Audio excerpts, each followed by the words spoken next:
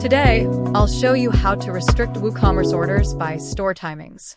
First, open your WooCommerce dashboard, go to the Order Limit plugin and click on Settings. This will take you to the WooCommerce Order Limit settings. In the General Settings, check Enable Store Limits. Scroll to the bottom and click Save Changes. The message for Store Limit says Store is closed now. It will open at mentioned time. Now, go to the Store Limit tab. Make sure Enable for Store Closed is unchecked. By default is unchecked.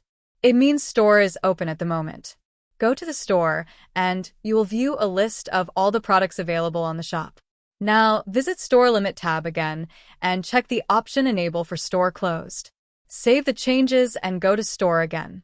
You will view a notification saying Test Site is closed now. It will open tomorrow at 9 a.m.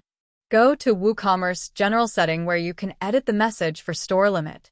Here, I am just changing the store timing from 9 a.m. to 11 a.m. Now save the changes.